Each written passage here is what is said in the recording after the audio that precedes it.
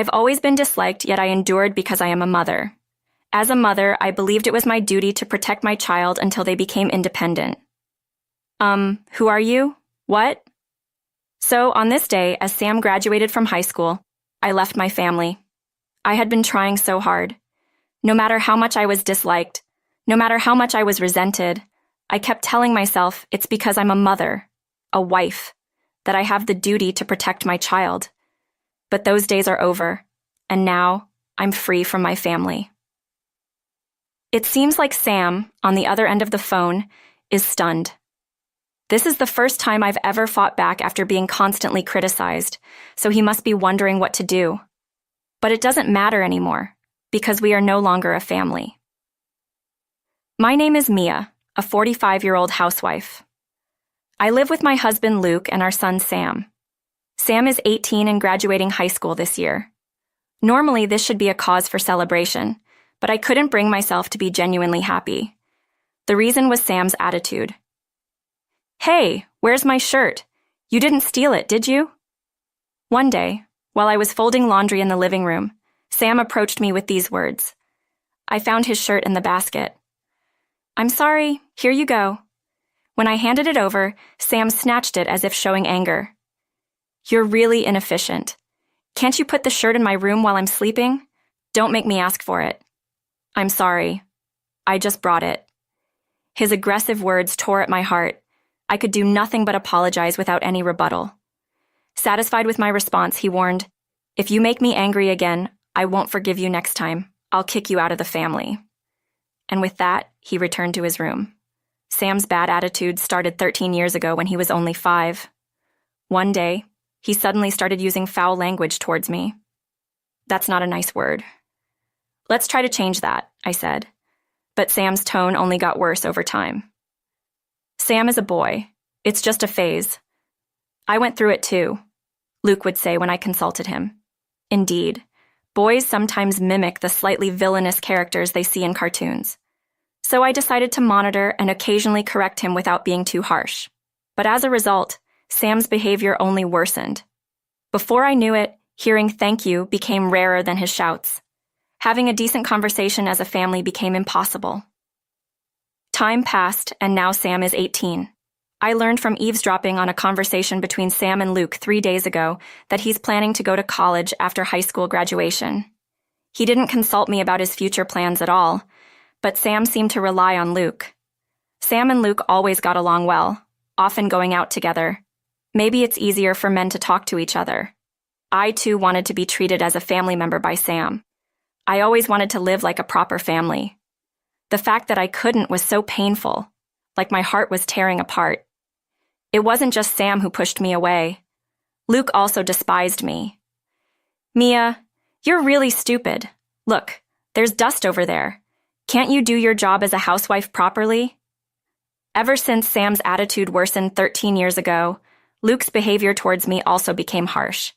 If I missed even one thing, he would accuse me of being inefficient or failing in my duties as a housewife. Originally, after we got married, we shared household chores. "Being a housewife doesn't mean you have to do all the housework," Luke used to say.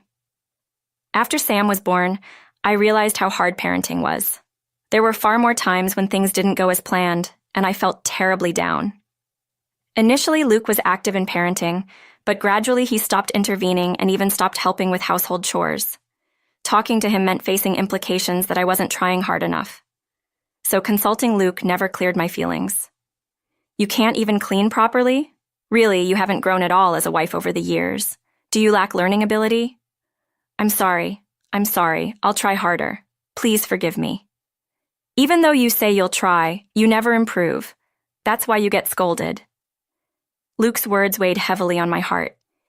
It was stressful enough not being able to get along with Sam, but realizing that even Luke disliked me, didn't see me as a wife or part of the family, made me feel like collapsing right there.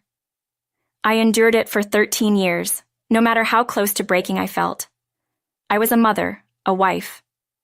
I kept telling myself I had to do what needed to be done, pushing myself to the limit. Even when I was too tired to move, I forced myself to stand and keep going.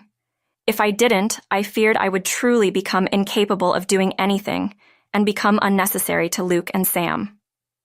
As time passed, Sam's high school graduation day approached, but I only learned the date 3 days before the ceremony. By the way, where did we store the clothes for the ceremony? One day, while doing chores, Luke asked me, "The graduation ceremony is soon, isn't it? But I don't know the date yet. Has it been announced?" To my words, Luke looked at me with pity. "It seems you haven't heard from Sam. He told me about the graduation date a week ago." Once again, I was the only one left out. It was painful to face this reality, but it had been like this every day for the past 13 years. Unable to recover from the shock, I was looking down when Sam, who had no school that day, came out of his room. "What's with this mood? Don't spread your gloom to Dad, too." Sam glared at me as he said this, but it was Sam's fault in the first place. If he had told me about the graduation date, none of this would have happened. "The graduation is in 3 days. I hear you didn't tell me?" I asked Sam with a tone of accusation, and he sighed heavily, as if I was a nuisance. "So what? You're not going to the ceremony anyway, so why do you need to know the date?" His words caught me off guard, and I asked, "Why? I never said I wasn't going to the ceremony." Sam responded, "No, don't come. If an old broad like you shows up, you'll just make me the laughingstock. I can't stand the thought of you ruining my big day." His words made me dizzy. I had always genuinely celebrated Sam's academic achievements. Even if I wasn't treated like family, I had continued to do so. But now, I wasn't even allowed to attend his graduation. Sam's words pierced my heart. It was clear now I was nothing more than a nuisance to him. Silenced by his harsh words, I realized my heart had reached its limit a long time ago, so I decided to end my role in this family. On the day of Sam's high school graduation, Luke and Sam left for the ceremony. Luke had been told by Sam that he wanted him there. I was left behind. Before, I would have endured this reality, but those days were over now. As soon as they left, I packed my things and left the house. My destination was my parents' house. Convinced I could no longer live as part of Sam and Luke's family, I planned to take a break at my parents' house and prepare to sever ties with them. I left a letter at home.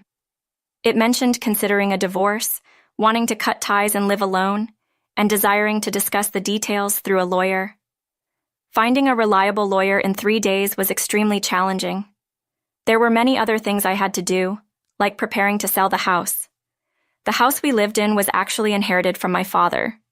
My dad was quite a well-known wealthy businessman in a certain industry, owning several buildings as vacation homes. When we got married, Dad said, "This is a wedding gift," and gave us one of those vacation homes, meaning the owner of that house was Dad, not Luke or me. Furthermore, knowing how cornered I've been, Dad would immediately decide to sell the house if he found out, saying then that house is unnecessary. I wrote in the letter, "The house will be sold, so take whatever belongings you need and leave within a week." Dad called me kind for this, but I didn't want any complaints later like, "I didn't hear about this." For now, I decided to stay at my parents' house for a while, looking for a new job and a house while cutting ties with my family and healing from the wounds they inflicted. Honestly, it took a lot of courage to come this far.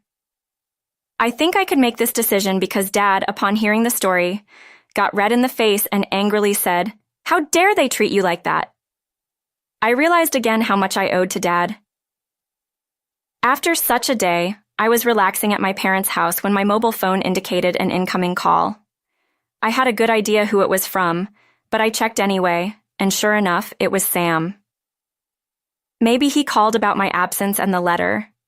To be honest, I didn't want to talk.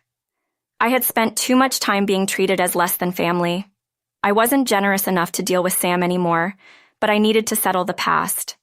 If I kept running away, I would live with an unresolved heart. I deserved to give back for the awful treatment I'd received. "Hey, where are you? Do you think you can just leave a ridiculous letter and be forgiven? Where are you? Come back home right now." As soon as I answered the phone, Sam yelled loudly. His voice was tense with panic, seemingly in a state of panic. Well, it's not surprising. He came back from the graduation ceremony to find that Mom he had always paraded was gone, replaced by a letter about selling the house and other distressing news. It must have ruined his graduation day, and I'm sure Sam was not pleased. Despite myself, I couldn't help smiling at Sam's desperation. But he was too caught up in his own anger to notice, so I responded to Sam, who are you? Sam seemed confused by my words, but soon he started laughing.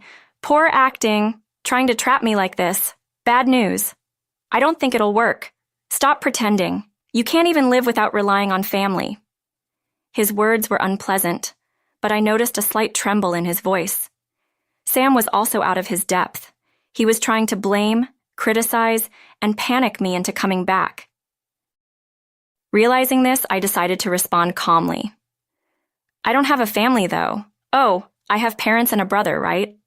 But you're not my family, are you? What are you talking about? Mom, me, and Dad are your family, right? Have you lost your mind? So, as I said, I don't have a family. I kept treating Sam as a stranger. Sam and Luke are not my family. If they were, they wouldn't have treated me that way. Family is supposed to support and help each other. If a family member is in trouble, it's the family's role to support them. Sam and Luke neglected that. They treated me terribly for 13 years, claiming it was normal. I'm surprised I lasted 13 years, but it was out of a sense of duty for having given birth to Sam. Even if I wasn't treated like family, the fact that I gave birth to Sam doesn't change the fact that I'm his mother by blood is unshakable. So, I decided to wait until his high school graduation. I kept telling myself that it was the right time to cut ties with Sam. I even hoped if Sam changed his attitude towards me by graduation, I might abandon the idea and continue as a family. But Sam didn't meet that expectation. Recalling Sam's attitude 3 days before the graduation ceremony, it was clear. So, I felt justified in taking an appropriate stance. Sam is no longer my family, so I don't owe him the treatment of one. Continuing to treat him as a stranger, Sam finally seemed to understand my intentions and began to speak. Stop this pointless act already. We are family, aren't we? Parent and child, so please listen to me. What's with that letter? Are you serious about selling the house? That can't be true, right? Because you are our family. We're not family. He seemed anxious about the house being sold, but I was serious enough to leave that letter. Even if Sam begged, I had no intention of changing my mind. Please tell me it's a joke. If we lose that house, where will we live? I didn't even know it belonged to Grandpa. I always thought it was Dad's. I don't know what you're talking about. Please don't call again. I remained cold and distant. No matter how much he pleaded, I wouldn't indulge him anymore. As I persisted in acting like a stranger, Sam finally reached his limit and said, I'll hand it over to Dad then, and called Luke over. After a while, Luke came on the phone. Mia, where are you? Leaving such a letter? Come back home now. Luke's voice was filled with anger. He must have been unable to accept what I did. Silent, Luke continued, Stop playing around. Do you think you can do this to your family and be forgiven? Luke was speaking rapidly, and I could hear Sam's voice in the background encouraging him. Both seemed angrier than I thought, but it no longer mattered to me. I was no longer their family. Enough already. I am not your family, am I? After ignoring me as a family member for 13 years, you can't expect me to act like one now. My words were harsher than I expected. I couldn't forgive their selfish actions. I tried to be a family with them, but for 13 years they never treated me as one, always left out. How lonely and painful it was. How often I wished to be treated as family. That wish was never granted, but I couldn't easily give up. I endured for 13 years, trying to make it work as a family, as Sam's mother, and this is the result. A dry laugh escaped me, thinking about this pathetic outcome. They never respected my feelings, never accepted them. No matter how much I cared for them, they never cared for me. Yet now, when it's inconvenient for them, they say we're family, something they never meant, trying to bring me back. The convenience of it all made me feel nauseous. Why did I endure for 13 years for these people? Even feeling responsible as a mother doesn't justify being treated like this. I regret not being kinder to myself. Could things have been different if I had been? Maybe there was a future where Sam, Luke, and I understood each other and were a happy family. But that's just a maybe. Now, there's no future where that's possible because I no longer have any expectations or trust in Sam or Luke. Even if they apologize now, wanting to be a family, I would never think of trying again with them. Enough already. I'm not your family anymore. I'm a stranger. You treated me like one for 13 years, and now what? Come back because we're family? Talk it out? Did you really think I'd say okay? No way. I spoke impulsively, words I never would have uttered before, afraid of causing trouble. They kept flowing out and I couldn't stop them. I don't want to hear your excuses. I can't trust anything you say anymore. I absolutely can't see us continuing as a family. Write up the divorce papers. If you don't want to file them, I will. So send them to me and leave the house quickly. You wouldn't want to trouble strangers, right? But stop making excuses and get ready. Give up. Goodbye.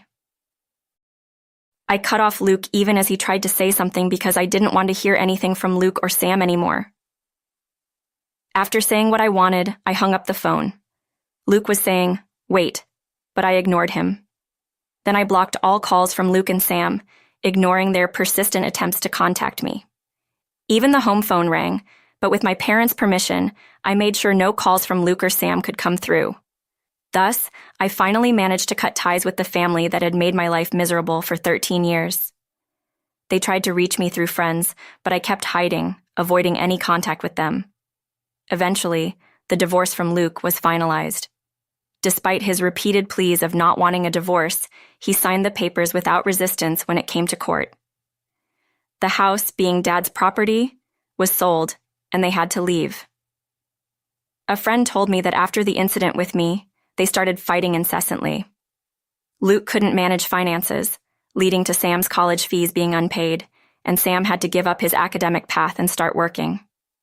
As a result, Sam quit studying and Luke quit his job in shock.